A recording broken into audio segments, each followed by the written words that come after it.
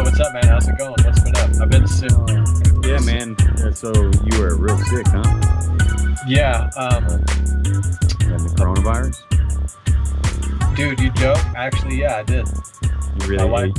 my wife got COVID, and then I got it, and she got tested. So I was like, whatever you get, whatever you have, I have. She got tested, and She was positive? yeah, it was positive. I lost my smell and my taste. Oh, shit. It's about 70% right now. Steven shit. So you, And I had the rash, but the headache was like 100-degree fever for like half a day, like mild congestion. I was a little tired. It was really not as bad as a flu. really? Plus, yeah, it wasn't bad. And I think we had it when we got back from Thailand. We got back December 1st, and COVID narratives started like right then. I remember getting back, and it was just like we landed right when the new era began. Like the talk on the news, and I knew right away. I was like, this is happening. This is going down right now. You know what I'm saying? Yeah, for sure. Well, if you had it in December, though, wouldn't you have still had the antibodies Well, the mutation. now? Oh, yeah, I guess The mutation might be a real thing. Do you know what I'm saying? Yeah. Because I remember at the time the symptoms were we can't act like COVID's fake. Nothing Oh on this. no, I never thought it was I know. fake. I'm fucking with you. I'm just saying we do a conspiracy podcast. But then I got better from the COVID, and I went back to work, and it was that weekend. It was Friday. Uh-huh. Remember, I was like, hey, I'm not feeling good today. I was peak COVID on that Wednesday. I was better on Friday. And Ford made stir fry. She made this really great stir fry, olive oil. So I ate a lot of it. And then about an hour and a half later, maybe, I was like, hey, let's go to Raising Cane's because it was beautiful out. I was like, fuck work. I'm not even going today. I'm still recovering. And I had eaten Raising Cane's like a week before, and she was giving me a hard time because I ate it. Damn. Y'all got Raising Cane's all the way out there? Yeah, we do. So I was like, fuck it. Hey, let's go to Cane's. I just ate. So we went to Cane's, and I gorged myself there. Fried chicken, 4 strips. And I was putting down the 4th one. I was like... Toast and a coleslaw or 2 toasts? What was it? I don't think the 4-piece had that option. Maybe it did. I got an extra sauce. I use a lot of sauce. So I ate the fries and the toast and the Coke, man. And we left. And when I hit the Coke, Diet Coke, and I felt it just hit me right there at the gallbladder, and like I got a little tired and like, oof, like that. And it was like an hour later, I was in denial because I've had the gallbladder attack 3 times since last October. It's a new thing. Gallbladder attack? Yeah, that must be what it is because I'm not eating good. I'm eating a lot of shit, greasy food, soda, and that stuff. The medic said that we called Rocky Mountain IV, and the IV came out. Shout out to Bobby. And he gave me an IV, 2 liters with all kind of good shit. He said because Friday I walked outside and I threw up, and I was like, fuck, this is happening again, you know? Like it set in, like, here we go again. Because you throw up until you get medical help to stop the nausea, period. And so you've had this gallbladder attack before? Yeah, the first time it happened was in October of last year, so not that long ago. But I've been eating late when I get home from work and then going to bed. I haven't been taking care of my gut since I moved. You've gone to the hospital for this? Twice. The 3rd time I muscled through it, and the 4th time I muscled through it because I was like, I know what's going on here. Fuck this. So because I threw up. I started at 6 p.m. on Friday throwing up. And I didn't stop until the morning. And I actually fainted over that night. Shit. I fainted.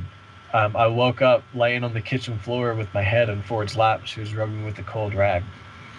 Oh, my God. Yeah, dude. Because you just throw up and your body's... You can't keep nothing down. You can't hydrate. You can't take boom, you just throw up. So I threw up like every hour until the next day it settled down. And she called the medic to come give me an IV. He said my eyes were yellow and like my skin color came back and my heart rate was running a marathon. He said it was at 120.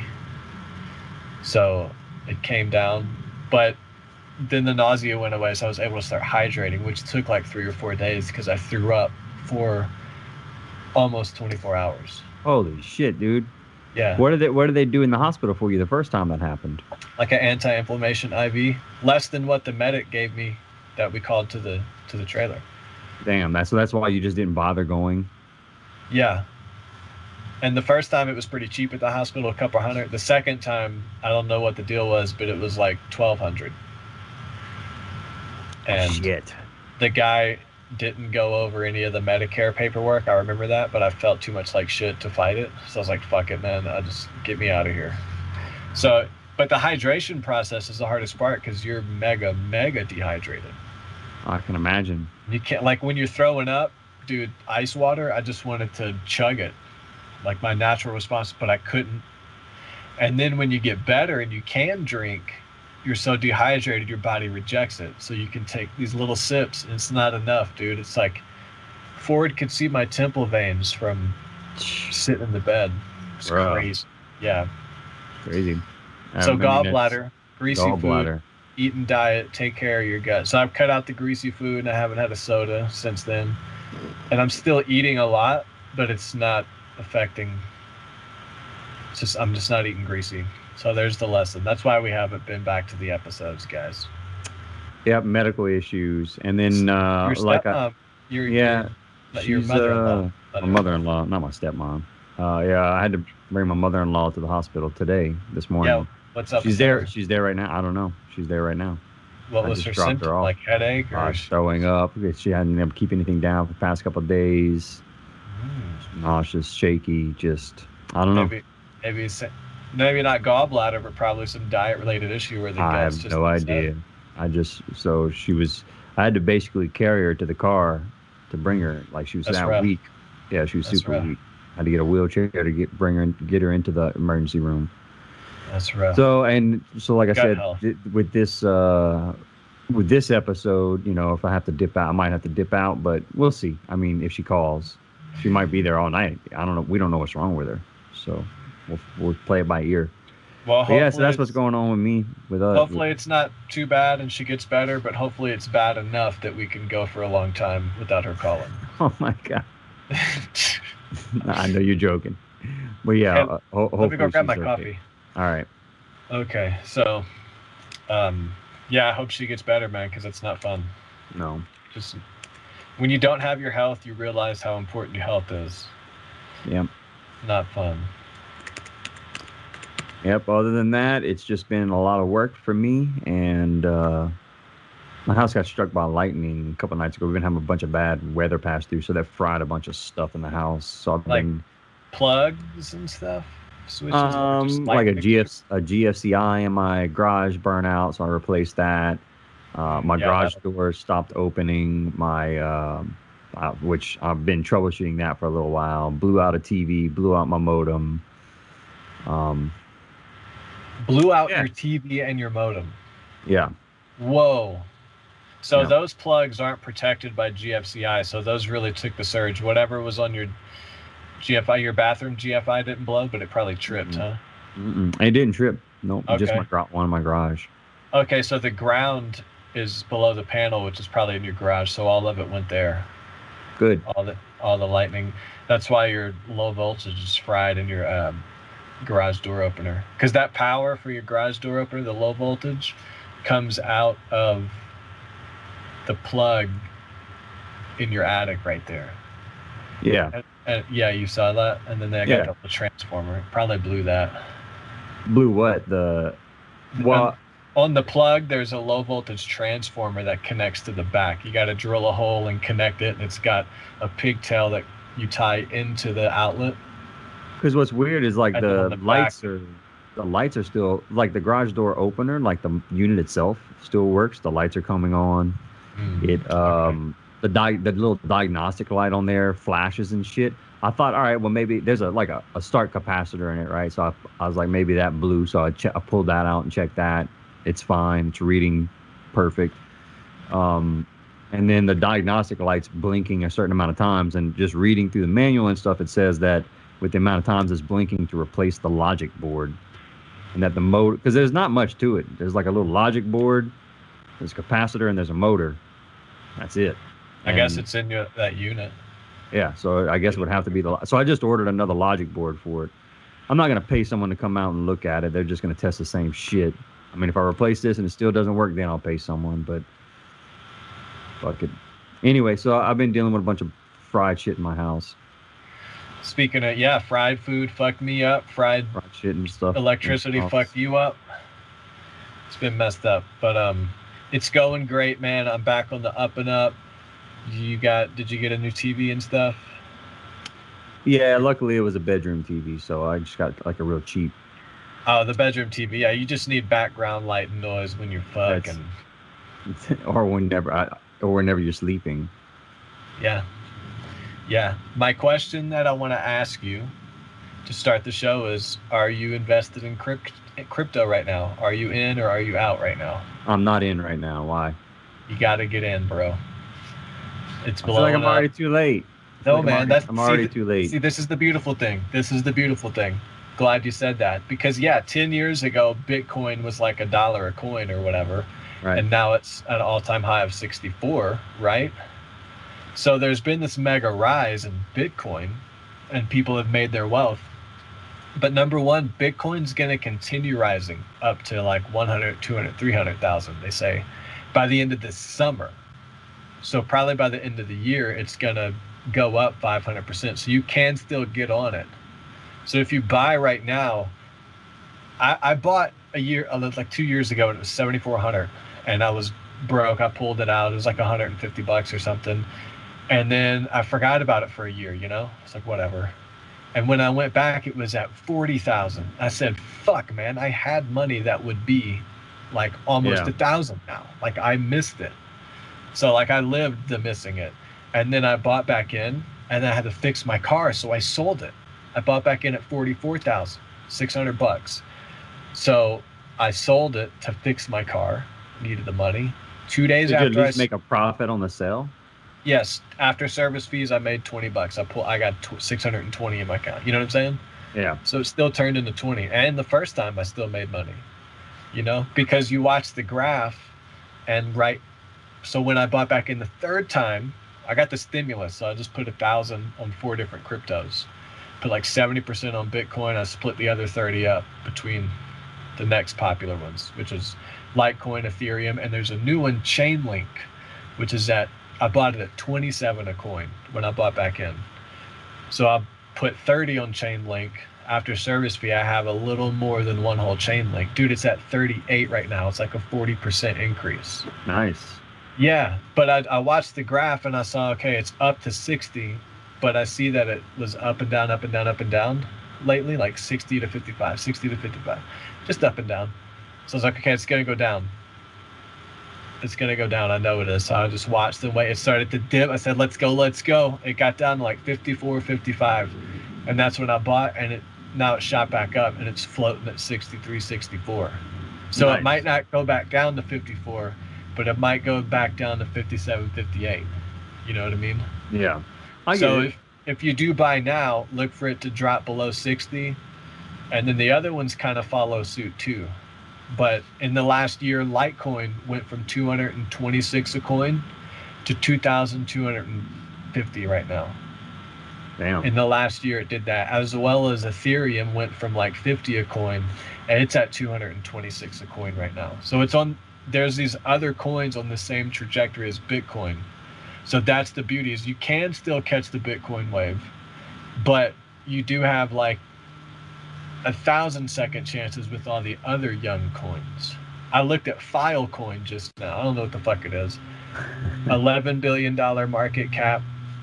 But I looked at the year chart, and a year ago it was like 50 a coin, and now it's up to, a month ago when I bought back in, it was at 50 a coin. It's up to 226 right now. Damn. 218% increase in the last month, and I missed it. And I could have bought it, I just didn't. So you're not too late. It's still at the beginning, because only right now are big corporations and big banks and sports teams and Elon Musk's and Kevin Durant's, and people are talking. So it's just as a consumer product, it's going to grow. Not just the investment cryptocurrency part of it that's going to blow up. Like, it's still coming, man. Like, get in. Get in. I'm in, and I'm not fucking selling.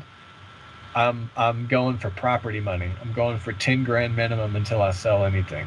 And Chainlink, all that other stuff, I want to get a whole Ethereum. I want to get some Filecoin. I want to get one whole coin of those that cheap enough I can afford a whole coin. Yeah. And sit on it for 10 years. That's the problem. People put money in, they're like, oh fuck, I need it back. Like, you put, and then it's scary to put like 3,000 because now you got to forget about that 3 grand for 10 years. You know what I'm saying? Or 5 years.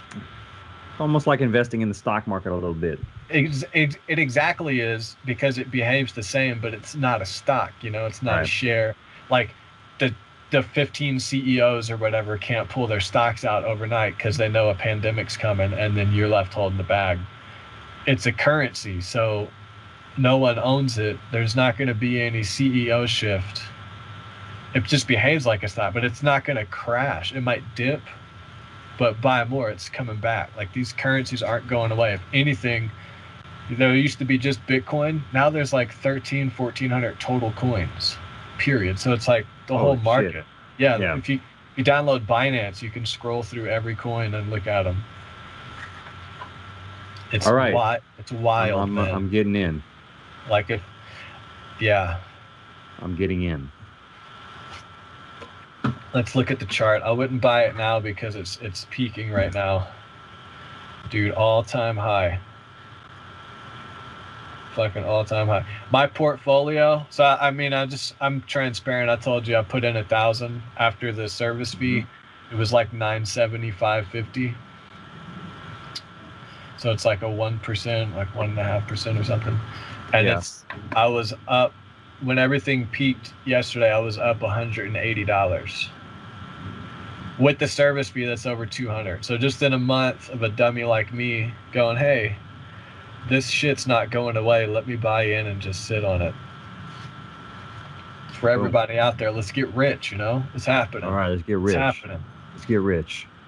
Buy property, build a studio, and have some left over for an F-250 or something. For an F-250. Yeah. What's that? Super Duty. King Ranch. Oof. Oof. With the camper top. Oh, dude, with the camper top and the RV trailer. I was thinking about that, man. If you get an RV trailer and a camper top on your truck, you drive out to a campground, and then you drive even further with your camper top. And then you can get on bikes and go even, or hit it like a river with a canoe, and you can just go. Unload for fucking ever and keep going. That's wild. Just live like Roman. Yeah, that guy on the right Yuba there. River. So we got a we have a bunch of them. Let's kick it off with the first one you sent me with the Gates vaccine investment. So you sent me that one. I guess this could be conflated because he is saying the best investment is in pandemics, in vaccines to save lives. Though we all know what he's talking about. But Bill Gates, this article is from May 17th, 2011. And he was talking about pandemics, the risk of pandemics, and how investing in vaccine is the best investment to save lives, but also we know for business, because if you can get the vaccine and then every government buys your vaccine and everyone gets one, what better product is there than one? So does he actually make a profit from the Bill and Melinda Gates Foundation? All those people make profits. That's why they do it. They get a lot of money in that.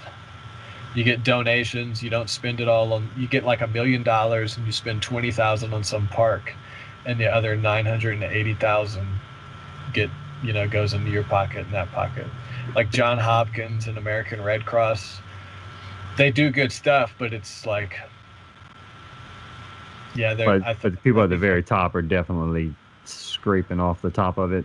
Yeah, it's a profit thing, but I think there's some fundamental thing rich people practice, which is giving back to the community and being in good standing to continue your success. I think that's part of the foundation too, is just part of the business. At a certain point, start a foundation, help people out, get a bunch of money donated to it. and it's tax. Yeah, and he's talking about in here, if investors are generous, if donors are generous, we're going to prevent all these deaths, right? Yeah, so donors are generous. The donors are the Geneva Convention. That's who he's talking to in this article. The donors are the Geneva Convention. 194 countries, leaders. It's not like he's talking to Toys R Us CEOs. And let's just be honest, though. He looks creepy as fuck in this picture. Oh my god, he can't not look creepy. He look just at this is. shit. That looks creepy. His furtive eyes and his weird smile. I don't understand how, and it's such a trite question. I don't mean to beat it into the ground, but how does a guy who's known for computers, and he really bought the technology and improved it, which is what got him famous. He never really invented anything. How does that guy become the leading virologist? And he's also on the back end a climatologist trying to block the sun. And Microsoft's computer programs are also running all the new COVID surveillance systems, smart cities. Maybe he's just a nerd who wants to try and save the world, man. Well, yeah, that's the explanation. A philanthropist, you got a lot of money, you can do anything. Right. But why is he speaking? What else should he be doing with all the money and time that he has now? Trying to end homelessness, trying to start healthcare for all, speaking out that 1% of the military budget would fix healthcare and then everybody could get help during a pandemic. There's other things. Good points. You could fix the Flint water problem. You could actually invest in minority communities and build recreational centers with courses not schooling, but just courses, like a Krav Maga course and this. So much you could do with that money now that would improve people's lives directly instead of all this future preventative hypothetical stuff that somehow they're right on every time, like terrorism. And it's creepy. So what was he saying here? He says his top priority is to eradicate polio worldwide, and because there's still children that are getting paralyzed by it, right, in some countries. Yeah. So that's also the interesting part, is that there is the actual vaccines that are developed and technology that does help people. Right. That's why it's we could either take him at face value with this stuff, that he's really just this generous guy who is developing these vaccines to be this hero of the world, and he's working on climate change to be a hero of the world, or he's secretly stuffing his pockets more full of money by scraping off the top of his charitable organization. Absolutely. I think, yeah, absolutely. He, oh man, I'm having so many thoughts. I can't even remember what I was thinking. Annually fight, wait, $2 billion. Gates Foundation spends $2 billion of grant money annually to fight diseases like AIDS and malaria. That's a lot of money. $2 billion. Gates Foundation is second to the U.S. in money given to the WHO. $220 million given towards the WHO's 2.5-year goal of $4.5 billion, 2010-2011. So there's a lot of money being traded back and forth, a decade ago.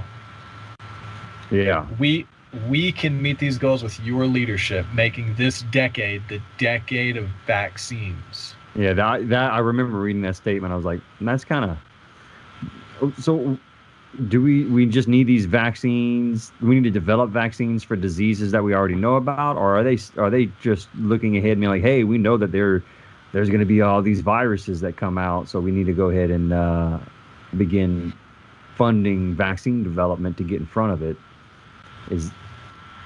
Yeah, how do you develop vaccines for viruses you don't know? Yeah, that's a great question. How, if you and me were preparing for something, we had no idea what it was, We just knew it was in the virus field. What the fuck would we do? We would take all this money and then basically just start studying virology. I mean, that's all you can do until something shows up to prevent.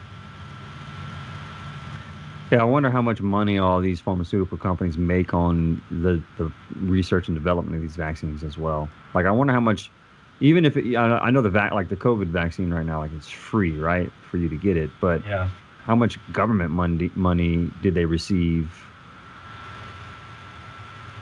to develop and produce the vaccine?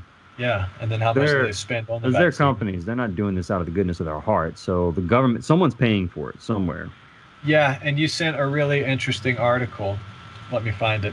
Number one, the Pentagon developing the microchip, because this is where it's at now. That article was a decade ago, Bill Gates, and now the Pentagon is developing a microchip that will detect COVID under your skin. Mm-hmm. And in the article, it's like, relax, conspiracy theorists. They're not being disseminated via vaccines. All right, well. I love that. And it's developed by DARPA, which is a whole topic in and of itself, of the corruption and weird experiments that's come out of there. But what the article did say was DARPA was launched during the Cold War to study defense for soldiers against biological weapons. And I put in parentheses, supposedly. We challenge the community to come up with solutions that will be like science fiction, said Dr. Matt Hepburn. His role at DARPA is to take pandemics off the table. End pandemics altogether. So that moves the goalpost. Because once we fix COVID, the next conversation is going to be, we got to stop pandemics, period. So people are still going to be in this lockdown, quarantine phase just for pandemics in general. So this is never going to stop. So let's describe how this chip is supposed to work. So it's an implant, right? And it's supposed to act kind of like a check engine light, where I think it's supposed to change colors if it detects, the chemical in your bloodstream that is related to COVID. Yeah, there's a chemical reaction, apparently. It takes like a blood sample, and it can do it like a day before you actually start showing symptoms. Yeah, it tells there are chemical reactions going on inside the body, and that signal means you're going to have symptoms tomorrow. It continuously tests the recipient's blood for presence of the virus. Once it's detected, the chip alerts the patient to conduct a rapid blood test, which can be self-administered to confirm the positive result. And that gives you the information in 3 to 5 minutes, which allows them to stop the infection in its tracks if you truncate that time in terms of diagnosis and treatment. So, interesting. Yeah, it said that the standard dialysis machine will be able to filter out the blood and remove COVID. Well, that was kind of separate from the chip. Yeah, because this article was about a 60-minute segment they did on DARPA, I guess, producing this technology.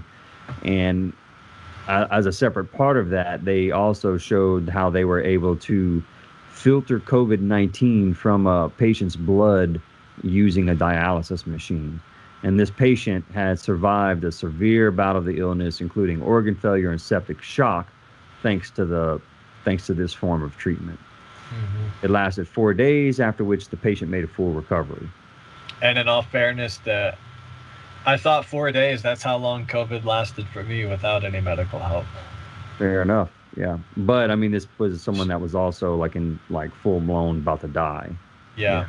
Was there some underlying issues with that lady in the article? I thought I read that she had some kind of blood thinner medication or was liable to have blood clots to begin with. This article does not state that.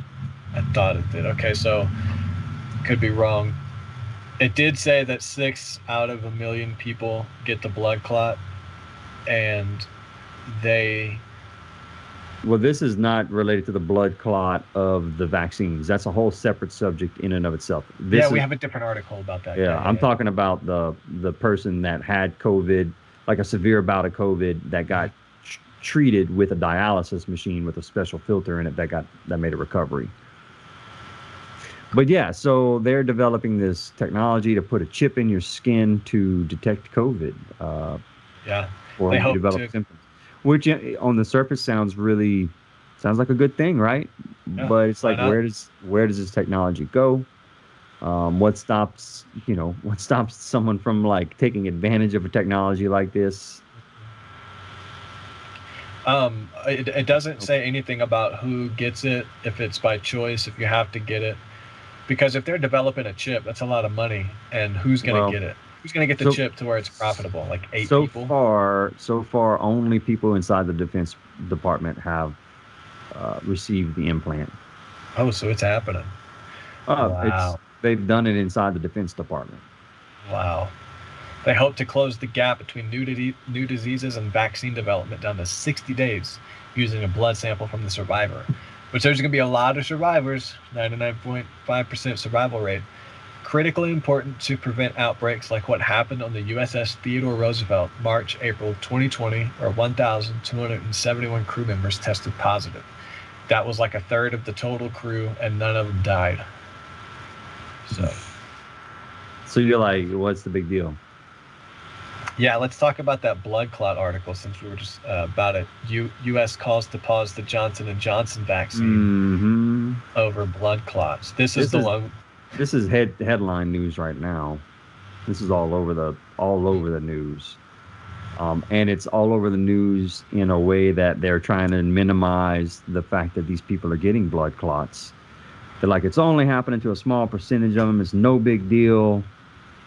You know, they actually caught it. They're being actually extra cautious about it. In fact, before the podcast, I snapped a picture of the news. I was on in the living room as I was walking through. Of course, they had a big slide pulled up on the screen. Pause on J&J COVID-19 vaccine. Overall risk is less than 1 in 1 million. May be similar to clotting concerns seen with AstraZeneca vaccine.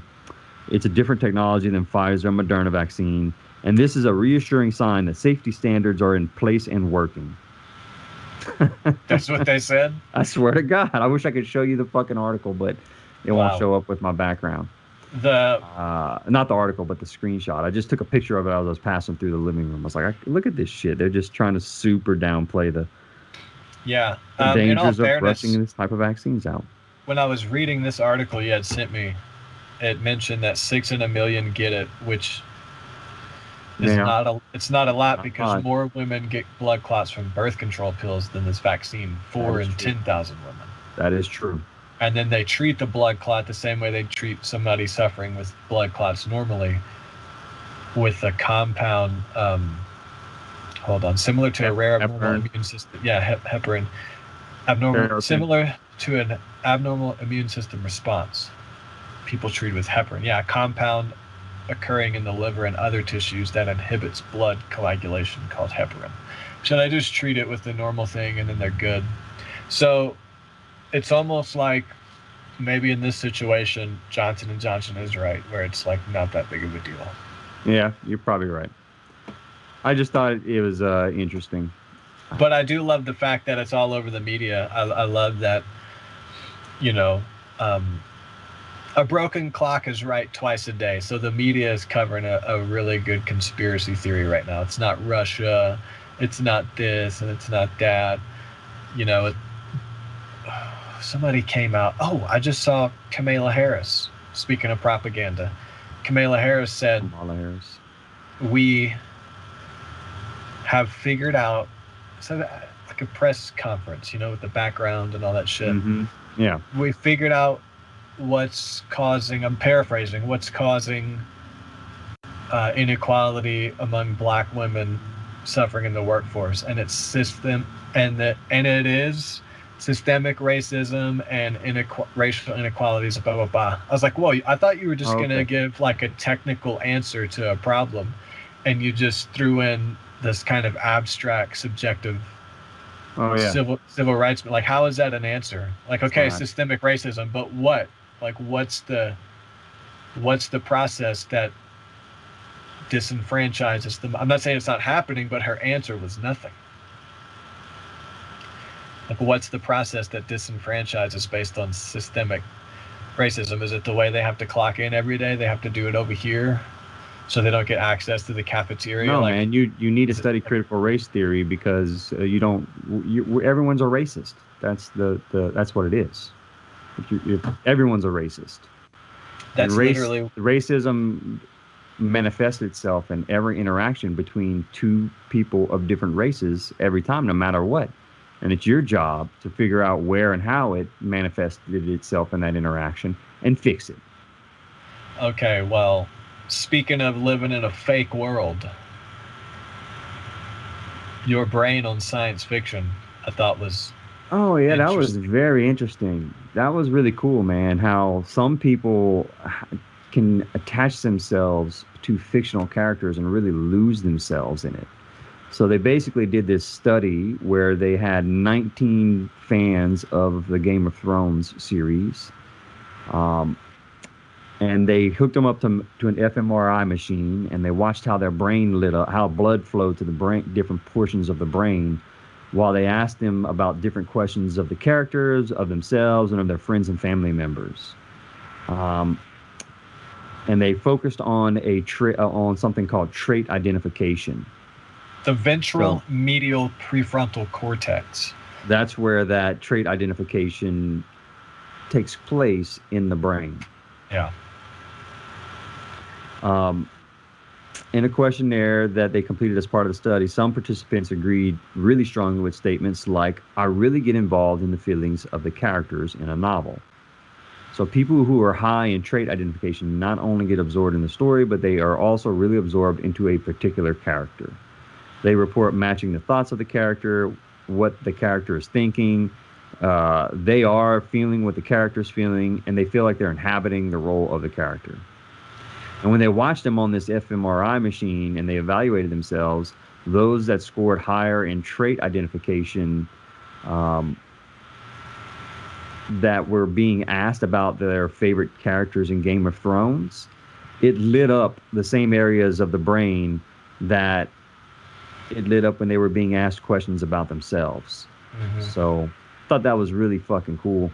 Yeah, it is interesting. And the people that had less trait identification going on, it lit up less when thinking about the character. And I thought it was cool when I was really thinking about it, because maybe,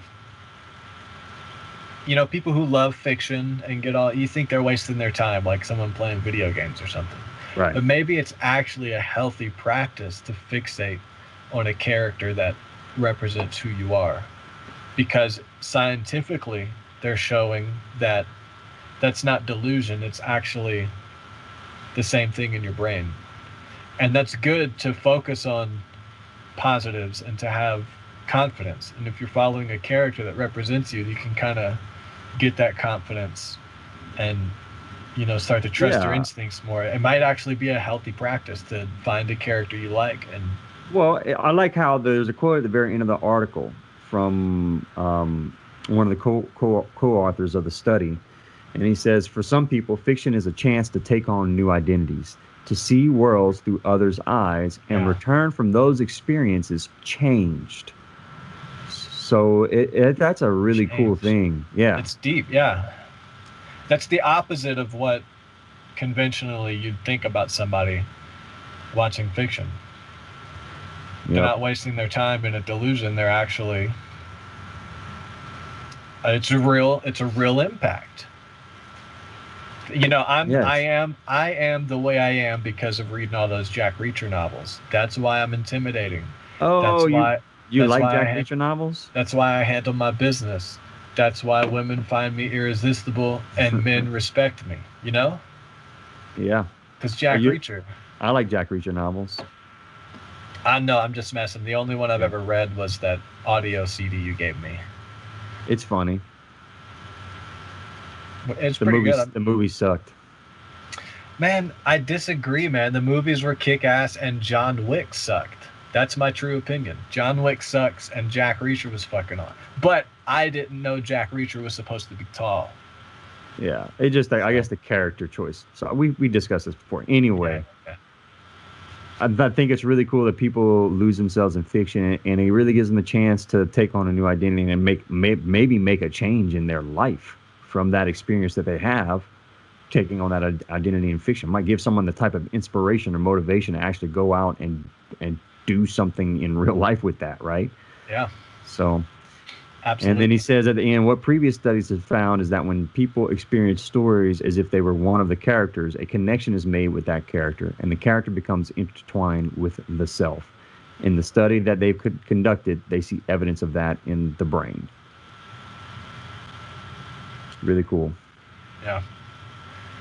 So I've been watching the Godzilla animations on Netflix. The Japanese I have not. They're made very well. You know, I'm trying to get into things I haven't been into, like superheroes and old action. I love explosions. I love the light and the, you know, I just love it. But I don't really like the actual movies and the stories. So yeah, the stories usually suck in those. Yeah, and you don't believe it because it's fake. I like documentaries because that's real. Right. So it's like when I watch fiction movies, it's got to be really good. Like Jack Reacher. I need to go watch that fucking movie again now. I guess I didn't give it a chance because of... It's good, man. Tom Cruise is awesome. He eats his lollipop and then he breaks guys' legs. And the chicks want him, but he never goes for him because he's too busy. Well, because he's a roaming, he's just a roaming guy going around fucking fixing all these problems in these small towns. Yep. Speaking of small towns, I love this article about the music algorithms and who they're least likely to predict. That was probably the worst transition I've ever heard on this podcast. Well, it worked. All right, yeah, so dive into this one, man. 4,148 music listeners on listen.fm were split Last.fm. What is it? Last.fm. Really? It's not listen? Read the article. It's right there in front of you. Last.fm. I'm reading my notes. It's last.fm. Anyway, sorry. Oh, yeah. Oh, my God. I'm so silly. Split into two equal groups, mainstream and non-mainstream listeners. Non-mainstream equals high energy hip hop and hard rock. And mainstream equals like ambient. Actually, let me read that because that's not correct. Non-mainstream listeners. 1, acoustic instruments like folk. 2, high energy rock or hip hop. 3, acoustic, no vocals, ambient. 4, high energy, no vocals, electronica. That's non-mainstream. Ambient listeners were found likely to listen to hard rock, folk, or electronica. Those who listen to high energy music were least likely to like something recommended by one of the 4 main algorithms. So high energy music like hip hop and hard rock falls in non-mainstream. They're less likely to like something from the algorithm. Those who listen to ambient were more likely. So, which makes sense because the ambient kind of makes you a little bit mindless and carefree and like, yeah, whatever it is, bro. Yeah, I'm just here for the moment. Just let it play. And I relate to the high energy because that's kind of what I like. It's real easy to turn on a Zero record or an August Burns Red record and get to rocking right away. If you turn on like a Cecil Taylor record or some jazz, even ambient or folk, it moves slower and it, can't get into it sometimes. Well, and this article highlights how like the algorithms that are written for all these streaming services are not catered to non-mainstream music listeners. It's really catered for mainstream music listeners. So like you'll get accurate recommendations if you're someone who listens to pop or a form of mainstream music. But if you're someone like us that likes to I like death metal and hip hop and rap and stuff, right? Mm-hmm. Like it doesn't do a good job of recommending stuff that I would likely listen to. Most of the time, they don't. Unless you specifically put it on a radio station of an artist. That's not an algorithm making a recommendation. And that's me making a conscious decision to go into the app and create my own experience within it. But does the algorithm kick in when like Cataclysm? I search up their radio, and The algorithm kicks in, it's supposed in to that kick genre, in, I guess. it'll show me the most pop. Because I still get a lot of shit when I pick a radio station, like 5 Iron Frenzy Radio. It gives me the kind of poppy, bright 5 Iron Frenzy songs. I don't get the good hardcore ones off the record. So it's the algorithm is still like torturing me with these, and then I'll get like, I don't know, you just get the most generic shit, and every now and then you get one where it's really cool. Yeah. But I loved the way that they answered the algorithm. It's almost like kind of condescending to like a hipster who's trying to listen to obscure stuff. It says, I imagine like a kind of a cunty person talking down to me. The algorithms favor popular choices, so less popular choices are less likely to show up. It's like, oh, so I'm not popular, I'm not the cool guy. That's basically it. It's that simple. It's just not popular, so no one gives a shit. People who listen to ambient can more easily be predicted than high energy hip hop and hard rock. Well, and I think you're maybe misunderstanding the way the study was broken down. Like, ambient was one of the forms of non-mainstream music. They just had 4 categories of non-mainstream music they studied: ambient, folk, hip hop, and hard rock, basically.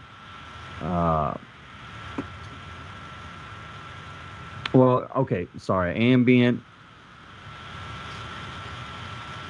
No, the groups were listeners of music with music only containing acoustic instruments such as folk, listeners of high energy music like rock and hip hop, listeners of music with acoustic instruments and no vocals, which was ambient, and then listeners of high energy music with no vocals such as electronica. And they found that the algorithm did a better job out of those non-mainstream categories. It did a better job of predicting music that ambient listeners would like the most, and made the best recommendations for those. But for high energy music, like what you and I like, it made very inaccurate recommendations. I agree. Made very inaccurate recommendations. And they go on to talk about how, as increasing amounts of music become available with the music streaming services, these types of recommendation systems are essential in helping us search, sort, and filter the extensive music collections. But overall, I'm happy with Spotify and all that, and the shuffle. Oh yeah, I'm happy with the breadth, the library of music available to us. Yeah, I mean, I don't pick from the home menu, fitness radio, like the logo, or party. I don't pick from that. That's when you're really going to get overwhelmed with lots of horse shit. I do like the radio when I search my own obscure artist. Right. It does do well. Sometimes it'll, and this article talks about how this study they did, it's not like it's super duper accurate. They just did 4,000, they studied 4,000 people, right? And then they only studied one music service, Last FM. So it's not like they had a huge sample size, a very small sample size. But it was pretty interesting how it just... The fuck is listening to Last FM? I've never heard of it. For at least 4,000 people. Sorry, what were you saying? Nothing. Oh, I cut you off with that. You're good. Anyway, it's moving on. Failed doses. I loved this one. A mix-up at a facility in I sent you this one before they paused the actual Johnson & Johnson vaccine. I don't trust this fucking company for anything. Johnson & Johnson. Their big corruption scandal that is kind of their magnum opus was intentionally putting asbestos or distributing their baby powder knowing it had asbestos. Oh, and their baby foods were also found to have a ton of heavy metals in them as well. Yeah, these companies, and with Operation Warp Speed, we talked about a few episodes ago. Yeah. where we bypassed the bureaucracy and used these big private companies who are also part of the military-industrial complex. Like Johnson & Johnson on the back end, it's like making chemicals for chemical warfare, you know. IBM was one of the big computer systems that, you know, was part of the logistics, just the hardware of achieving the Holocaust. And here they are with Microsoft, IBM, all these years later, like designing the computer systems for the new Great Reset, the new smart cities. You know, all these people on the back end, I say people, these companies on the back end have corrupt pasts with the military.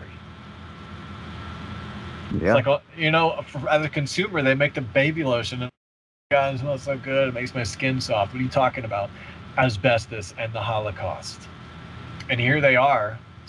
I mean, what awesome companies to be here like 100 years later, still in the forefront of saving the world. So yeah, I don't trust these fucking companies either.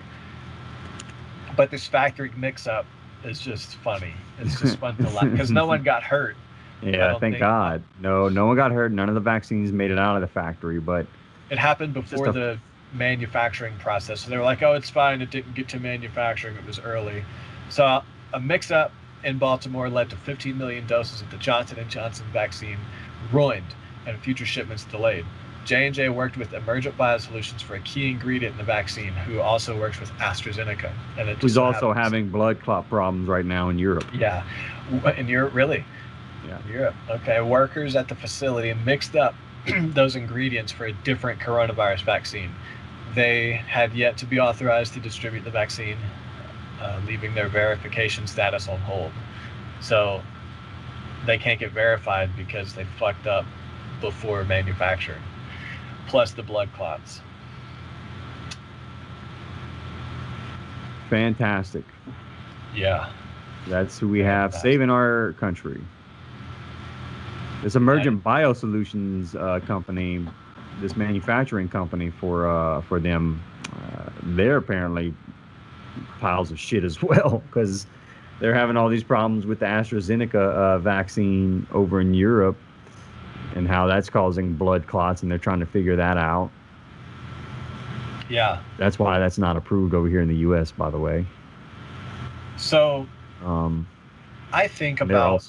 They also manufacture Johnson & Johnson here. I'm not buying their baby lotion. It's not happening. Yeah. I'm going to stick with Olay or Finesse. That's it. I think about... What was I thinking about? So there's an alternative way to do vaccines where people like me would trust it. And it's, number one, let's not have lockdowns that crash the economy, where the richest companies get richer by the same deficit the people and working class got poorer by $3.7 trillion, the wealth gap. Let's not do that without universal basic income and Medicare for all. We can do that. Thailand has a great healthcare. We're one of the only countries that hasn't done it. We can. They just sign a paper and there you go.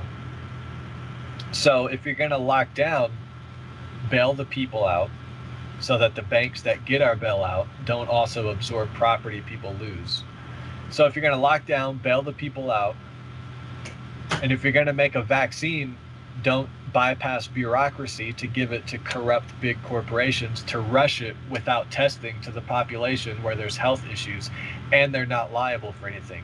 Use bureaucracy, do the proper testing, make sure it's good, and roll it out. And in the meantime, lockdowns are fine because the government's bailing us out and suicide and crime isn't going up. Do you know what I'm saying? Like, there's a way to do this the right way. But it wasn't done. It wasn't done the right way, and that's where the pushback from people like me come from. It's not that I don't believe in vaccines. It's not that I don't trust people to get shit done in the government. And it's not that I don't favor lockdowns, because I get it. You know, if you keep your distance from people, you can stop the spread, right? Right. But it's not to be done like this. And still, they're not talking about vitamin D and immune system to fight something with. There's no balance. It's all this obvious agenda to achieve something. It's like a guy on a date who just keeps pushing it. Like, come on, let's go. Come on, let's go to the bathroom. Come on, show me your boob. Just let me see your areola. Just let me see your nipple one time. Come on. It's like they haven't even brought the appetizers. Like, come on, just let me see your boobs. Come on, just show me. No one can see. you know, you can't trust that guy.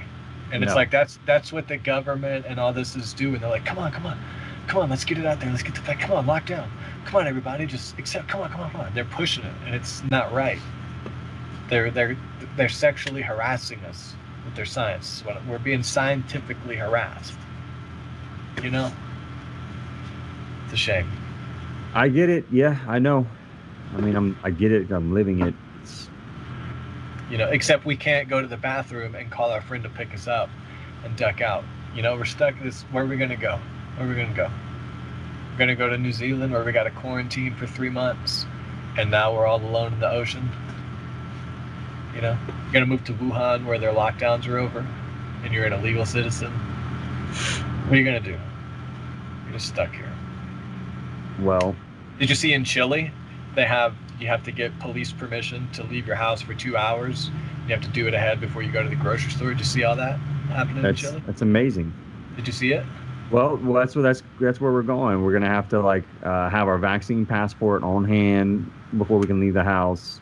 Our microchip that we have inside of us has to be red. If it's green, you can't leave. Yeah, that's where we're going. Exactly. And that was my question earlier: is who's going to get the chip? Like, they're spending so much money on this, they're going to have to make everyone get it, so it's worth it. Who's going to be like, oh, I got to go get the chip?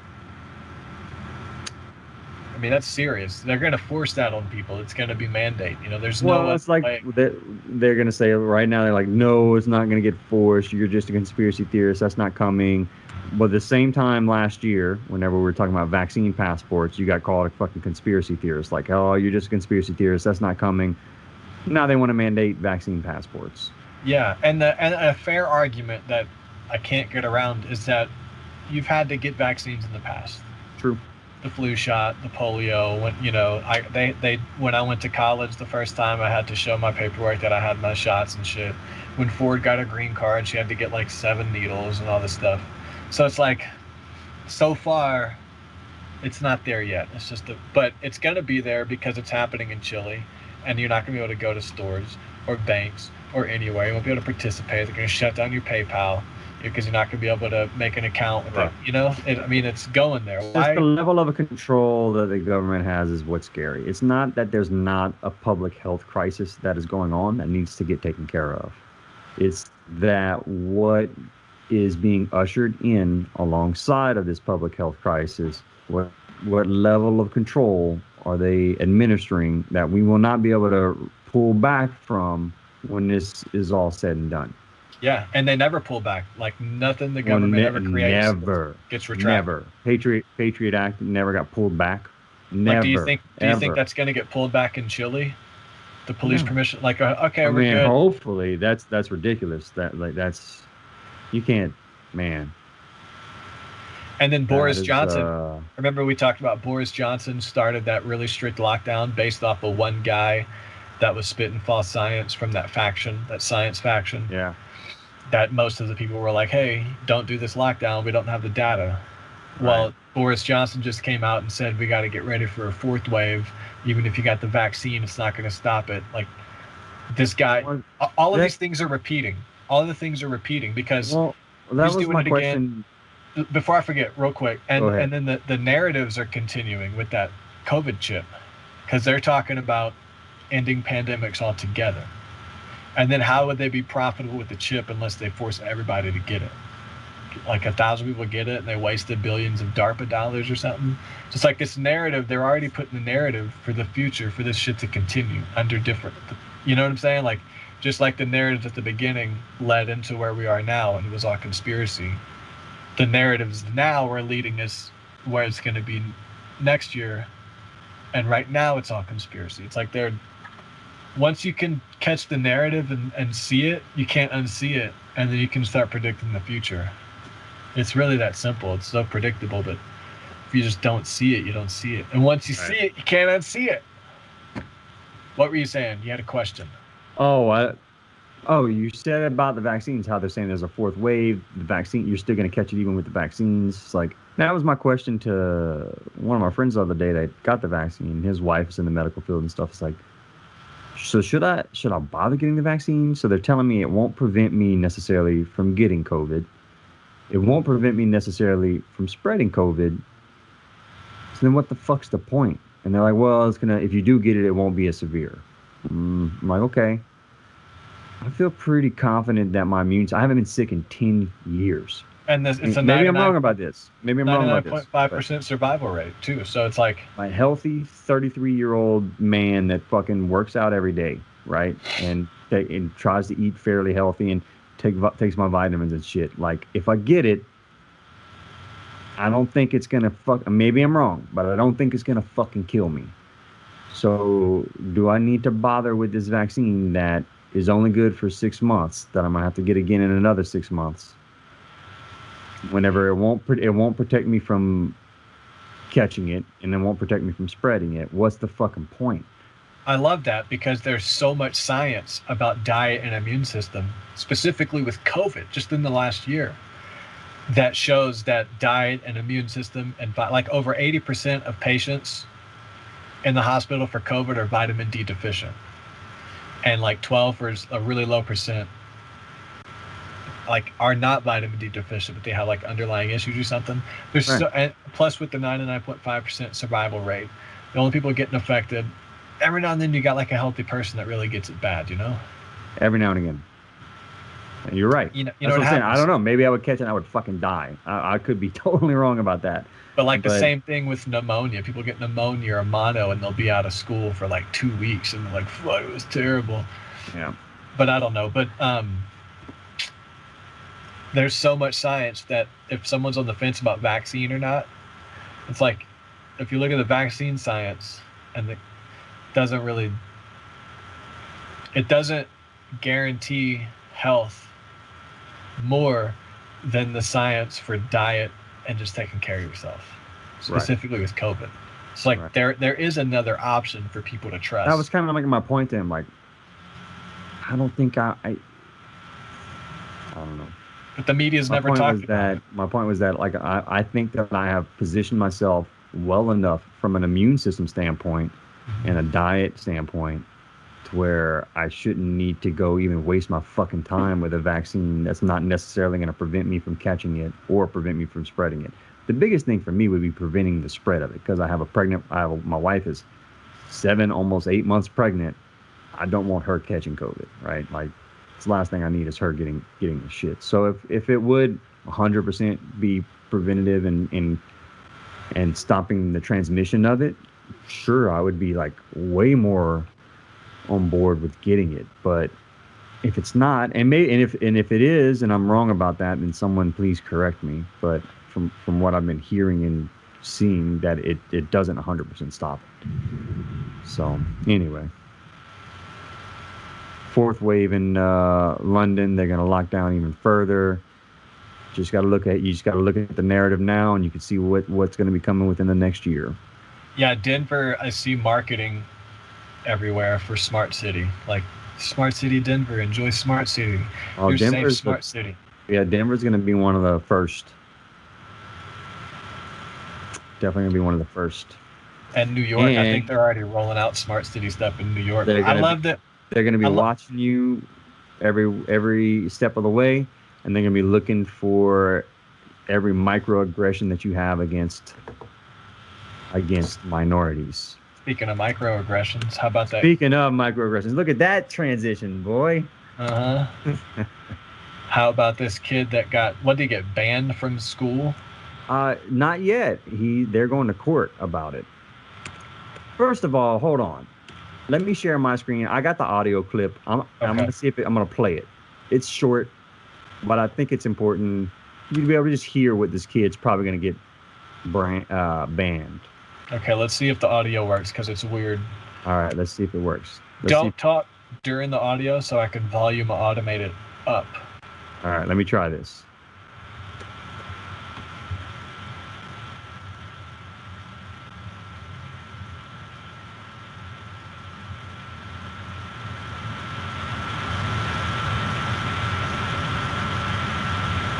I'll pause it. Can you hear that? No, I didn't hear anything. Okay, never mind. You can't hear it. All right, scratch that. folks, go find the article, go listen to it.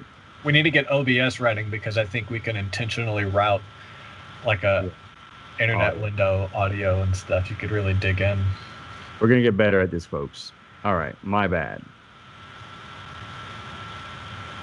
What was the audio? Was it him? Well, it was the actual recording of him asking the question. So this kid was at a panel discussion about microaggressions.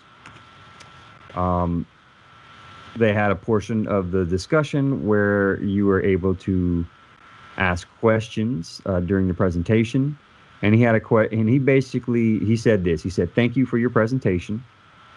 I had a few questions just to clarify your definition of microaggressions. Is it a requirement to be a victim of a microaggression that you are a member of a marginalized group?" The presenter replied, "Well, it's not. It's not a requirement." Well, he suggested that it was contradictory because she had a slide in her presentation that defined microaggressions as negative interactions with members of marginalized groups. They clashed for a few minutes about how to define the term.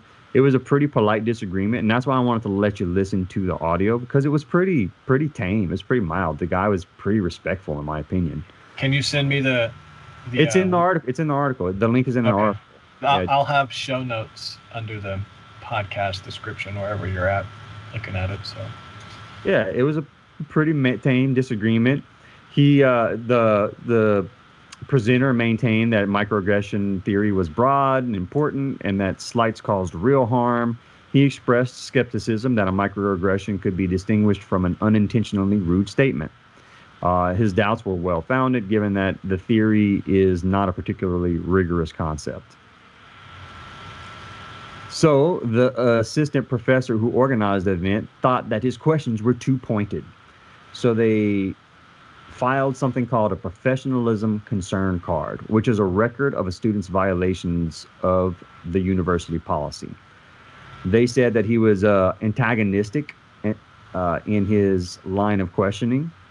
He pressed on and stated that one faculty member was being contradictory, and that his level of frustration and anger escalated until another faculty member diffused the situation by calling on another student for questions. And that they were shocked that a med student should show so little respect toward faculty members, and it worries how he will do onwards after that. Those people need to fight. They need to train martial arts and fight, because the way you show respect, according to Brendan Shawn, is by knocking out the legend. If you're fighting a legend and you show too much respect, go for it. He said the way you show respect is by knocking him the fuck out. That's what he said. He was a fighter. So it's like it's the same dynamic. If you're a scholar, the way you show respect is questioning and debating. Well, and that's all the kid was trying to do. That's why I wanted to let you listen to the clip. He wasn't rude or frustrated or angry at all. It's just they were getting frustrated because he caught them. They didn't know how to answer his line of questioning. They got stumped at his questioning, and he's like, they were like, "Fuck, I don't know how to address this. How do we address this?" And they fucking kicked the kid out of school, basically. Anyway, let me carry on. Can you clarify the conversation they had, the questions? Because I kind of got lost in the big words. I'll be honest. So the lady was saying, she had a slide up saying that microaggressions are defined as blah blah. This something against a marginalized group. Basically, you're a victim. You can only be a victim of microaggression if you're part of a marginalized group. Was basically what the slide stated. So the kid stood up and asked "Hey, can you clarify your definition? Do you have to be a member of a marginalized group?" And then the person went on to go and contradict what was on the slide right before he asked the question, and they clashed about how to define the term microaggression. And if you go listen to the audio clip, it'll make a little bit more sense, because he goes on. I don't remember exactly what the discussion was, but he goes on to basically. I'm gonna play the audio clip from my phone. I'm gonna text the link to my phone and just play it on my phone in the microphone. So carry on while I load this. You gotta find it. You're gonna have to find it. Let me just do it from mine, because you gotta find where it's like a 30-minute audio recording. Did you hear that audio?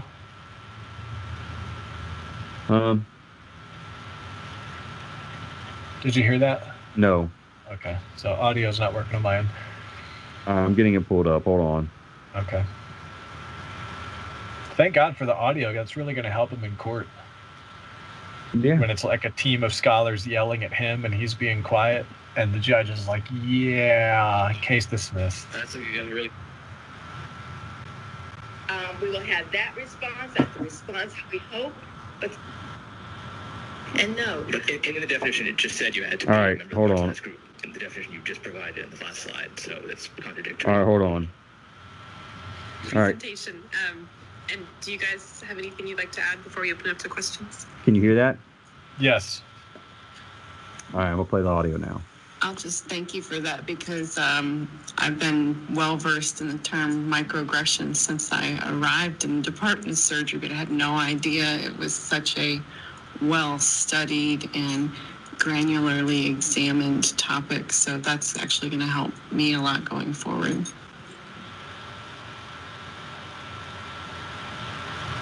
I didn't Hold on. understand.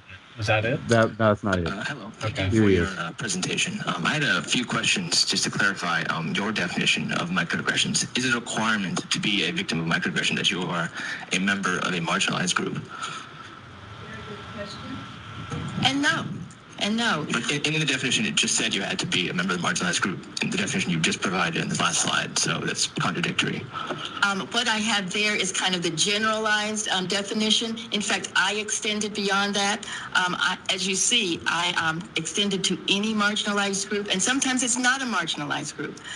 There are examples that you would think maybe not fit, such as body size, height, weight, and if that is how you'd like to see me expand it, yes, indeed, that's how I do. Yeah, a follow-up question. Exactly how do you define marginalized, and who is a marginalized group? Where does that go? I mean, it seems extremely nonspecific. And that's intentional. That's intentional to make it more nonspecific because, again, if we can be just kind of limited to say, well, it's only this and it's only that, and everything else that you say or do does not fit that category, then in fact we make that too limiting and make it such that only those bad people think about things that way, but the rest of us who are good and caring couldn't possibly say or do those kinds of things. Yeah, and a third component about your definition of microaggression and how you said, oh, hi, it's distinguished from rude statements, you clarified that is because the person who is receiving the microaggressions somehow knows the intention of the person who made it, somehow knows whether or not that person is educated, whether that person is actually intentionally harming them, or whether or not they are unintentionally harming them. One. Two, the distinguishing factor that we also should make between what a rude statement is and what you are now defining as a microaggression is that a microaggression is entirely dependent on how the person who's receiving it is reacting. It could be dependent on the previous relationship. It's not exactly what the person is saying. So the evidence that you provided, and you said you studied this for years, which is one anecdotal case. I mean, have you studied anything else about microaggression that you know in the last few years? Okay, let's take it back a little bit. That's why I wanted to You want me give to you keep the playing it? definition of my example of the Dutch. Okay. I had not intended to say anything than to make a comment with a friend. I was not going to say anything that I thought was negative. But in fact, I had offended. I didn't know I had offended. I wouldn't have known I had offended until that person let me know that that was hurtful. Now, when someone tells you that they have been hurt or harmed by an expression, I think it's on us to figure out how not to be hurt or harmful to people in the future. Yeah, but isn't it really out of my control what hurts somebody? I can't control what offends. I can punch the air, and if that makes somebody mad, that's not really my problem or my fault. If I punch someone in the face and it directly hurts them, I have incited at them, that's completely different. So, again, what is the basis for what you're going to tell someone that they've committed a microaggression? You hear a story from someone, but how do you know that their interpretation is not subject to bias, that they don't have they don't have prejudice towards the person that they're saying made it? I mean, where are you getting this basis from? How are you studying this, collecting evidence on this, and making statements on it? Okay, I'll take that, and I think we should make sure to open up the floor to lots of people for questions. Of course, yeah. So I am from West Virginia, and on my father's side was sort of transplanted to West Virginia, but my mother's side has been from West Virginia since the 1700s. And growing up, I was privileged enough to be able to go out of state to attend summer camps. And a rejoining refrain I heard all the time was, "Oh, you don't sound like you're from West Virginia." Or immediately, lots of harmless jokes like, "Oh, but you're wearing shoes. Oh, but you're here at this math camp." Is that a microaggression?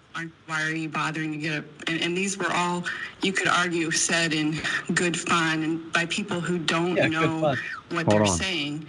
And, I grew up innocent to that and never pushed back on it. But I'll tell you, when I got to residency and I saw how people started thinking less of me because I was from a rural state, I began to understand the impact of these microaggressions. It doesn't matter. You have to learn to uncouple the intent of what you're saying and the impact it has on the audience. And you have to have a responsibility of the impact of your actions. And if you make a statement that someone considers insensitive, the first thing you can say is, "Oh my gosh, that was not my intent." But don't get frustrated with that person for bringing it to your attention. I have to respond to that because I never talked about getting frustrated at a person for making a statement. I never condone any statements that you are making like that. But what I'm saying is that what you're providing is anecdotal evidence. That's what you provided. That's what you provided. No, I think she's provided a lot of citations in the literature. And I'm sorry, I was just reading your body language. Would you like to ask a question? They cut him off right there. So I appreciate that you... Wow. That was he was it. asking very fair questions, like what's your fair questions. What's your scientific data that lets me know? And she had none. And what was interesting is she added the minority part to the definition, and her big explanation just now was her own experience with microaggressions. So her own experience. She's not a minority; it's a white chick, obviously a white lady. So she added the minority thing to pander to. Wow, and he got kicked out of school for that. Well, so that whole thing, so it led to, first, that professionalism concern card. So the last lady you heard talking, she was the one who filed the professionalism concern card. Wow. Right? And that's like basically a something on your record that shows you violated school policy. Yeah. Right? Then he got an email from an assistant dean in the medical school. The assistant dean said, "I simply want to help you understand and be able to cope with unintended consequences of conversations." So the kid responded to that he hadn't, stating this. He said, your observed discomfort of me from wherever you sat was not at all how I felt. I was quite happy that the panel gave me so much time to engage with them about the semantics regarding the comparison of microaggressions and barbs. I have no problems with anyone on the panel. I simply wanted to give them some basic challenges regarding the topic. And I understand that there is a wide range of acceptable interpretations on this. I would be happy to meet with you at your convenience to discuss further. I love this guy. Yeah. And by the way, earlier, whenever the chick submitted the professionalism concern card, she stated that he kept getting increasingly frustrated and angry. Did he sound like that in that recording that you just listened to? No, he sounded like a PhD in philosophy, like super fluent and calm with his delivery. You know what I mean? Kid was, I think he did very well. I think he had a fair question. What's your scientific data? You've provided anecdotes. And then she went on to provide an anecdote of herself, which undermined the emphasis on minorities that she added. Insane. You can't question idiots like that. So they went on to... There's a committee, right, the Academic Standards and Achievement Committee, and they voted to send him a written reminder to show mutual respect to faculty members and express yourself appropriately. And they suggested that he get counseling. Well, then the suggestion for counseling moved from just a suggestion, and they mandated it. So he was informed that he must be evaluated by psychological services before they would let him go to class again.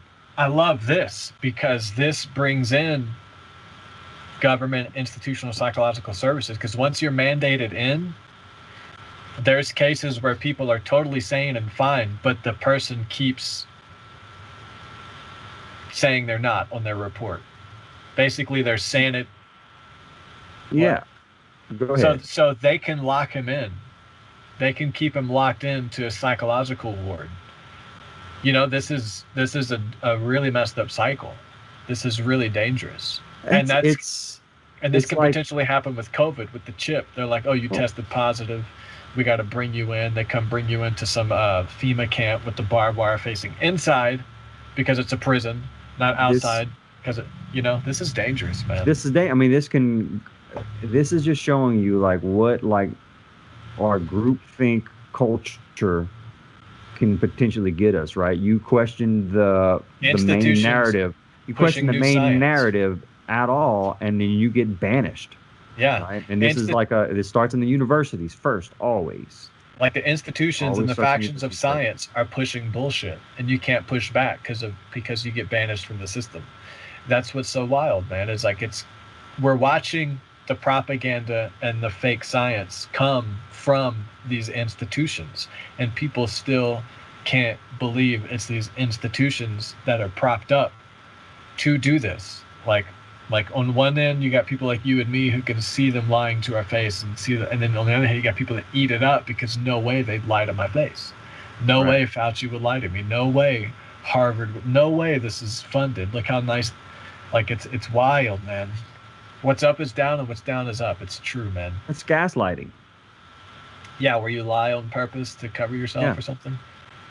So he was so he kept asking what he was being accused of, and why he was going to have to be counseled, why his enrollment status was in doubt, and that just pissed him off further. So they ended up at his hearing, he was accused of being extremely defensive in order to change his aggressive and threatening behavior, and then he was suspended on December 30th, in order to leave campus on December 30th for aggressive and inappropriate interactions in multiple situations. So they like I was saying, it was gaslighting. They were saying that he had behaved aggressively when he hadn't. Dude, this is crazy, man. He was cited for his increasing confusion, frustration, and hostility toward the disciplinary process as evidence that he was aggressive. And that's because he just asked a fair question. This is wild. It's hard to wrap my head around. He asked fair questions. He opened up a scientific debate. He made good points, and the UVA police are involved. And he's now forced to have psychological evaluation, of which they're not going to let him out of that easy. He's showing signs of insanity. He's showing signs of this and that. And he's not. He's just disagreeing with these people. Like, what are you doing having me in here? There's nothing wrong with me. It's like, oh, he's in denial, and they check off, and now he's stuck in there. So he's going to court for them violating his First Amendment rights, and I hope he wins. Yeah, he's going to win. I hope so, man. This is so fucked up. What college was this again? This is the University of Virginia. Where the White House is, huh?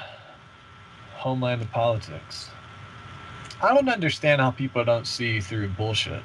I don't get it. I don't get it. It just takes effort, Dillon. That's why, man. I don't get it. Well, all right. We got 2 more to go. We got... I'm going to refresh my coffee here. All right. All right. What's next, buddy? All right. Biden's broadband bonanza. Yeah, there was a lot of... This was a big article. Yeah, it was, but it's pretty simple to break down. Yeah, that's what I was going to say. It's basically about the $2 trillion infrastructure jobs bill that Biden-Harris administration is proposing. You know, the article starts off talking about how it's a lot of money. It's a lot of money, and it's a lot of things that are considered infrastructure. That it's an easy way for them to fit money into like their specific special interest and special needs, because they're trying to pretty much define anything and everything as infrastructure. I got an idea. I got an idea. $2 trillion infrastructure bill. First things first, water infrastructure in Flint. A couple playgrounds and a YMCA. And then we can move on to solar panels, right? Solar panels and satellites. Just an idea. No shit. Just an idea. We should fix that, right? Homelessness in LA. Homelessness in Seattle, and let's just shave like 0.5% off the top of the bill. Just catch up on what we're behind on, and then we can move on. Just an idea. No shit, man. Biden and Harris know best, though. They're gonna. They're getting shit done. So personal care and parental leave, that counts as infrastructure, right? Yeah, man. Yeah. Personal care, hair, nails. That's infrastructure. That should be part of the job. Hey, speaking of adrenochrome therapy, you know how Alex Jones was talking about baby blood and how they terrorize the babies because it increases adrenaline in the blood, and it's the adrenaline in the blood that reduces your aging, and all that became conspiracy, and people were going crazy because people like me were saying, hey, adrenochrome's a thing, and they might be actually drinking blood, period. And now all these big factions that push propaganda, New York Times, Vogue, Women's Health, Men's Health, they're starting to talk about how the new science shows that young blood can reverse aging. Is it a new thing? Is young blood, it's you know what I'm saying? Did you notice all that? I've been because it's fucking true. I'm not saying they're satanic pedophiles, but I am saying this whole child sex trafficking ring that came from Epstein, who compromised everybody that's in the news giving us orders, like Bill Gates was at Epstein Island and now he's the pawn for the new Great Reset. Oh, coincidence, huh? I think he's compromised and he's following orders under the guise of philanthropy because the government's behind all this shit. Elon Musk, no, I don't think so. I don't know. He was with Ghislaine Maxwell, I think, a few times, and he's dating like that 19-year-old pop star Grimes. It just so happens, saying all these people are pawns, and I forgot what I was talking about. Yeah, I was like, how does this relate to the broadband package? Because young blood, adrenochrome, I was talking about something, but yeah. But you have a point. Yes, I did notice that shit. That is a thing. I actually heard someone talking about it on Rogan a while back. How that's a new thing. Like these rich people were paying for this service where these young people provide their blood to them. Yeah, It's weird. Yeah, and I can't help but think about Hillary saying, I sacrificed a chicken in the backyard to... No, wish me luck. Sacrificing a chicken in the backyard to Moloch today when she was at Epstein Island or whatever. And a chicken is pedophile code for baby, and Moloch is the owl god that you sacrifice children to occultically. That was in the emails, the emails, and the John Podesta emails, and all that stuff. And she deleted, and she got deposed during the Black Lives Matter protest. She was deposed. The protest covered it up. No one noticed. I didn't know it. Behind the scenes, Hillary Clinton went to court, requested that it not be broadcast live. She was deposed for her 30,000 plus deleted emails that are still in the Google servers. But the protests were peaking, dude. Like everything was on fire, and no one knew Hillary was getting deposed for emails that involved her saying she's sacrificing a chicken in the backyard to Moloch. As well as other stuff. Yeah, it is really fucked up. Why the fuck would they talk with that lingo? And if it's literal, did she sacrifice a chicken? She went in the backyard. I mean, it's not conspiracy to take that at face value and come out with some really weird shit happening. Yeah, that's weird. Combined with the adrenochrome and the young blood thing coming out, I think these people are. I really think these people are compromised by Epstein. They abuse and terrorize young kids, and they drink their blood, man. I really think that's happening. I really do. Come out and say it. I don't think that's crazy conspiracy. No, I mean, it's crazy. I don't know. Where else are you supposed to get young blood? Where else are you supposed to get young blood? No one's asking that question. Where do you go to get young blood? I think the rich people they were talking about, like the young people somehow get paid, like they donate it, they get paid. I don't know. What rich people and what young kids are donating blood to them? I don't remember the guy. Back to the infrastructure bill. Forgot how I got there. I don't remember either. I don't mean to laugh at that. It's fucked up shit. But prioritize support for broadband networks owned, operated by, or affiliated with local governments, nonprofits, and cooperatives. In other words, government run. So basically, this bill has $100 billion set aside in it that is going to be preferenced for government run, as Dillon just stated, government run companies, more or less. Government-run internet. And there's a past with like a Reagan-era bill where things were government-run. And what happens is, since they're just like in this bill, they're not incentivized by profit. This causes higher cost and worse service, serves itself and the employees because they are not trying to profit. They're trying to serve the community as a whole. So what happens is the actual needs of the community don't get met. It's just all the people working in that building are serving themselves and their own goals with that money because the profit doesn't matter. It just kind of eats itself. It's like this isn't even going to work based off of they did this already in the past, not with internet. Yeah, and they're talking about how it's going to be, it's going to help lower costs and stuff like that. But we've experienced in the past that operating in this way results in higher costs, not lower costs. So it's probably this infrastructure bill is going to probably end up costing us more money in the long run for what we pay with broadband internet. We're going to have crappier. We're not going to have a variety of access to services. We're going to be stuck with one to maybe two options, and we're going to be forced into it. And I like the thing that the author of this article is proposing, and I think it would be a much better thing to give The Arthur? Is that his name, Arthur? Shut up, Arthur. Fuck you. But what they're stating about giving vouchers to consumers and letting us instead of just giving the money directly to these companies and let them spend it poorly, why don't they give it directly to consumers and allow us to make the decision on who we get our broadband internet access through? And then that also bolsters competition. And then you also give them incentives to work with the government. Well. Yeah, because they got to get in. The only way to get in the market is to work with the government. And dude, that article we talked about a few episodes back about private companies with 75 miles or more of square miles or more, and they can set up their own government, and they can only do it. They only qualify if they're working in all of these fields.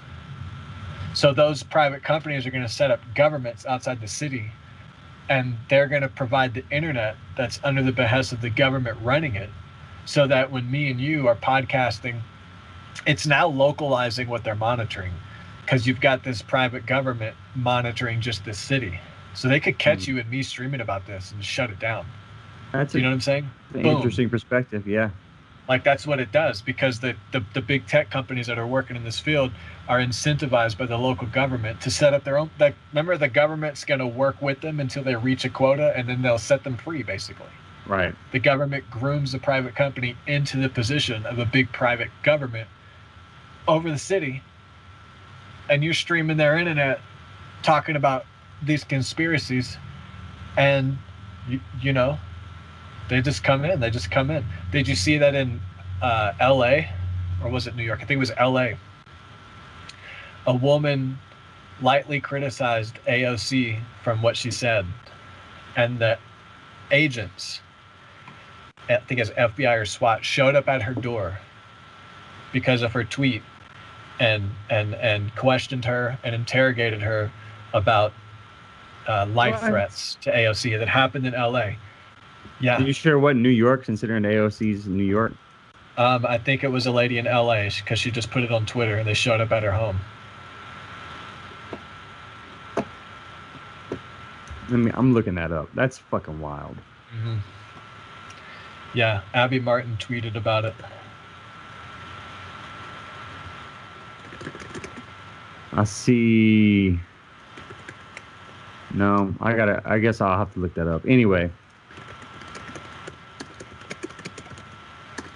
That's fucking crazy.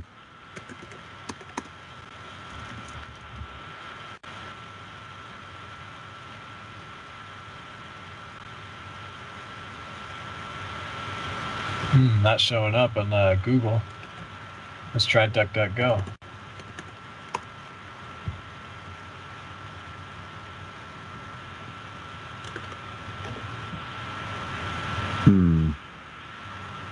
How long ago did Abby Martin post it? I found it on DuckDuckGo right away with the same search result. You got to be shitting me. I swear to God. It was the first article at the top. let's screen share as we do this. All right, I'm gonna try this. So what was the search you did in Google? Here, what was? Tell me exactly the terms. I thought I was screen sharing it, so I have it right here. Okay, so I'll open up the tab. You see it? Yeah. Okay, so it's going to Google, and that's what I searched. Woman in LA, agents showed up at her door for criticizing AOC. Hit enter. Fact check. Alexandria Ocasio-Cortez does not claim this. AOC recruits Capitol Hill riot, says she thought Daniel Comprare, AOC's Capitol Instagram video. It's all about AOC in the Capitol. They reminded me about the Capitol. Right. Same thing over here at DuckDuckGo. DuckDuckGo. Same search. First article. After questioning AOC, woman was scary. Right there. Wow. Isn't that crazy? Amazing. There was some. Remember when AOC claimed that thing about the Capitol? My life was in danger, and it turns out she was like on the other side of the campus, and then like she was escorted there, and her story wasn't accurate. I think it was Biden, impeach Biden. It was something like that trending.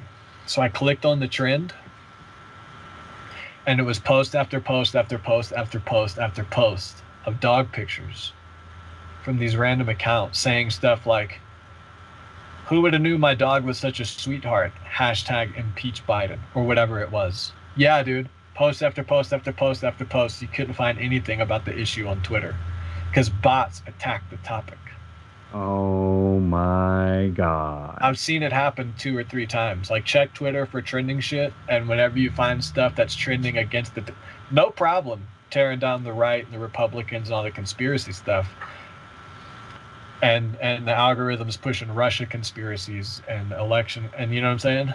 It's wild. Oh man, we get into a scary space, man. Human Rights Watcher is who posted.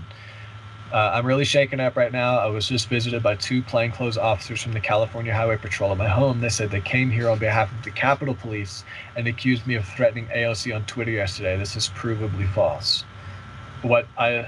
I assume this tweet they were talking about where I lightly criticized AOC for a disappointing answer in response to a question about Palestine/Israel. And the tweet was, on April 1st, tag AOC did a live stream with Michael Miller, the head of the Jewish Community Relations Council of New York. She was asked about peace between Israel's and Palestine's. Her response was incredibly underwhelming, to say the very least. That was the tweet. The only thing that ever... Yep, that was the tweet. They showed up. Because this is an Israel thing. And 30 plus states have it in their law that if you speak on behalf of an institution, college, or state-funded whatever, you can't criticize Israel. 30 states. Wow. Yeah, and that's what Abby Martin is in the middle of right now, is suing the state of Georgia for kicking her off of a speech, people to give speeches at a Georgia university, because she held anti-Israel views. She criticizes Israel. So she's in a lawsuit with the government over this infringement of free speech, because it's also unconstitutional to change your laws on behalf of another country. And that's what's happening, is Israel is imposing our laws. So it's really, really, really crazy when it comes to any criticism about Israel and Palestine, because Israel and us are allies. Israel is causing a genocide on Palestine. They're bombing them daily. They're starving them by not letting goods in. You know, it's a genocide on Palestine. It's a human rights violation. It's the biggest human rights violation since the Holocaust, according to Abby Martin and what I've heard. And she's been to Palestine, on the ground in Palestine. Guns in her face, soldiers screaming at her, as a media journalist more than once. You know, she made a documentary. She's been there. So there's all kind of pro-Israel propaganda in America because we're aiding this genocide against Palestine ultimately, because we're their ally. And there's the 3 factions of power: the CIA, the Vatican, and like Israel. You know, this is where it's all coming down from. So yeah, man. Scary stuff, man. This is scary stuff. I think that's why this is a big deal, is because she just like that. What a light criticism about Very light criticism. You have a cop showing up at your door. And That's wild. AOC knows not to criticize Israel, so that's why she gave an underwhelming response. She skated right through. Of course. But yeah, DuckDuckGo pulled it up right away, man. Yeah, well, and then the censorship's also amazing in this whole thing too. That was a fun experiment. Right. All right, one more to go. We have. Are we done with? We didn't really even get through the Biden-Harris thing, or did we? Yeah, we did. Yeah, we did. We did. There wasn't much to that one. That one was more of an opinion article. That's why it was so long. But we got to the gist of it. Yeah. The last one was interesting, and this one's another one that's been getting a lot of shares and stuff online. Shows Elon Musk's Neuralink shows off a monkey playing Pong with its mind. Yes, pause, because the previous Biden-Harris $2 trillion article, I had a note, because this is very Starlink Elon Musk, because his Starlink is supposed to, he's already got, we talked about it in one of the last episodes, over like 5,000 satellites in orbit to provide internet to all parts of the world. The Biden $2 trillion infrastructure bill is about providing broadband to parts of the country. The UN, the European Union, is helping and has investment and stake in, they have interest in the Starlink. Biden and Harris are passing an infrastructure bill to achieve the same goal. And then now you've got this article about a monkey using Neuralink to play Pong. And it's just the connection of Elon Musk, the global government, and the new technology, and how it's all connected in this big circle. And you'd never notice it. The Biden-Harris $2 trillion bill, this monkey on Neuralink, Yeah. It's like you don't think they're connected, and then you realize, oh, this all connects too. There's some connection there, yeah. Yeah. So go on about this Neuralink, because this is cool. Yeah, this was cool. So basically, they had this monkey that's named Pager. They implanted both sides of his brain with the Neuralink module. Is he cisgendered? Is it non-binary? What do you know his pronouns?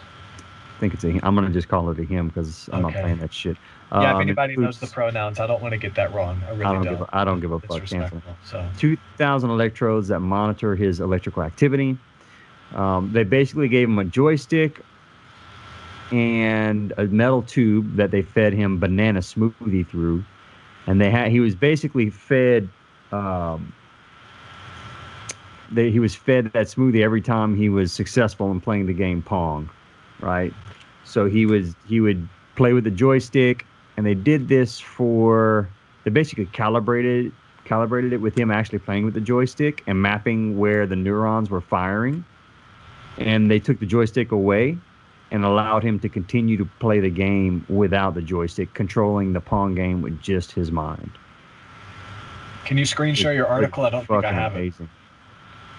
Sure.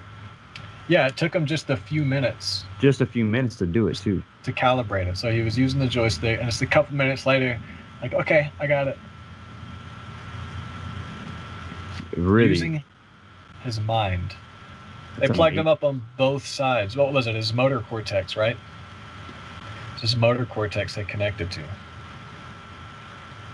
So the idea is that this is gonna enable someone with paralysis to use a smartphone with their mind faster than someone using thumbs. And I'm happy about that. It's gonna help people with paralysis. I know somebody who's paralyzed from the neck down from a swimming accident. So people in wheelchairs that'll be able to regenerate their walking. I think that's great.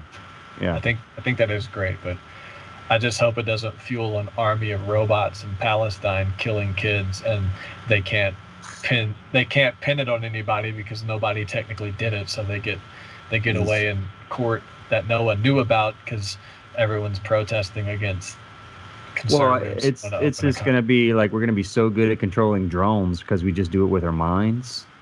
Oh my God. You know what I mean? That's where this is going.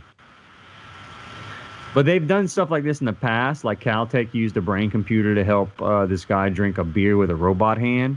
but that required a bunch of external hardware to collect his brain activity. The monkey doesn't have any visible wires or electrodes that are hanging out over to the computer. It just pairs wirelessly. So if the implants are entirely internal, that's going to be a pretty big change in the brain-computer interfaces.